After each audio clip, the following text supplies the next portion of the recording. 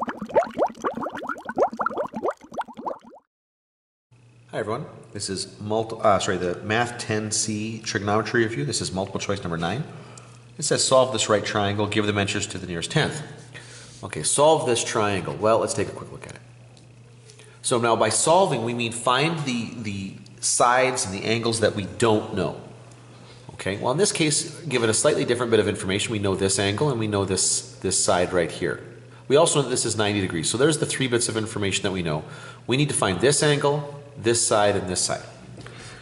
Now, to start off with, we're going to be really lazy. Let's immediately find the angle that we don't know here. Because we know that in a triangle, all the angles have to add up to 180. Well, this is 90, so take that away. And these two here have to add up to 90. So 90 degrees minus 23 degrees is going to equal angle F. And in this case here, that's going to be 67 degrees is angle F. Now, let's just take a quick look down here and see if that kind of limits our options here. 67, 67. Well, okay, it can't be C, but it could be D. Okay, well that didn't make a huge dent in the work that we're doing. Okay, so what? Now, let's take a look at this angle right here.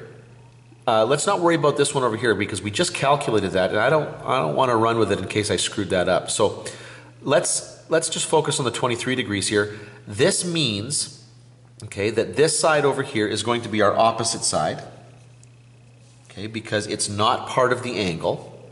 That makes this side down here our adjacent side.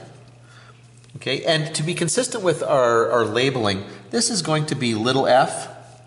Our opposite side here, this is going to be our little h. And our hypotenuse here will be little g. Okay? Now, I have to find either the hypotenuse or the adjacent side here. And it doesn't matter what I do here. I tell you what, let's find, for example, let's find the adjacent side. Okay?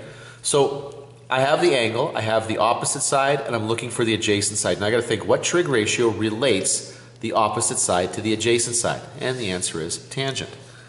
So the tangent of 23 degrees, okay, is going to equal the opposite side, 8.0, over the unknown here, the adjacent, which is just f. Now remember, the tangent of 23 degrees is a number. Okay, it is the ratio of the sides when that angle is 23 degrees. So this is just a number. So if I want to get what f is, if I want to figure out what that unknown is, really what I want to do here, first of all, is I got to move this into a position where I can really work with it. So I'm going to multiply both sides by this unknown f. On the right-hand side, it's just going to cancel. But on the left-hand side, it's going to be f times the tangent of 23 degrees equals 8.0. Okay. Now remember, tangent of 23 is just a number. It's just a ratio. So I want to get rid of it. I'm going to move it over to the other side here. So I'm going to divide by the tangent of 23 degrees, but I have to do that to both sides. So now f is going to equal 8 divided by the tangent of 23. So I'm going to go to my calculator. I'm going to do 8, okay, divided by the tangent. Now, not the inverse tangent. I want the actual tangent because I want the calculator to give me that ratio. And I get 18.8. Okay, f is equal to 18.8. Now remember, f is the same as gh here. So let's go down. We're looking for gh to be 18.8. Well, there it is. So it's not this one. It could be B. Now, is it D? Oh, look at that. GH is 18.8. So they're both 18.8. So I actually have to go one step further. I've also got to figure out what G is. Now, I don't want to start incorporating new numbers here. I don't want to use the numbers that I've calculated. I don't want to use this angle. I don't want to use this side, just in case I made mistakes here. So going back to the original bit of information I've given, here's my angle 23. This is my opposite, and now I want the hypotenuse. Okay, so to figure that out here, I got to think, what trig ratio relates the opposite side and the hypotenuse? And the answer is sine. So you come over here. The sine of 23 degrees is going to equal 8, the opposite side, over the hypotenuse, g. Okay, well this is a very similar sort of looking problem to the one that we just did.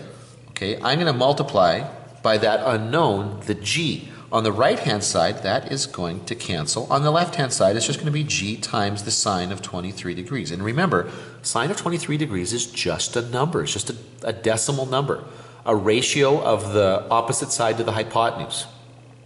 And just think about it like this. If I multiply the opposite divided by the hypotenuse, okay, look, that g would cancel, and that's going to give me the opposite side. Like everything's really consistent here. It's just a ratio. Now, in order for me to figure out what g is, I have to divide both sides here by that number, so that on the left-hand side, I just get g here. But on the right-hand side, this is going to be 8 divided by the sine of 23. And we get 20.5. So now, I got to look down here and say, okay, which of those two gives me that? Now, here's B.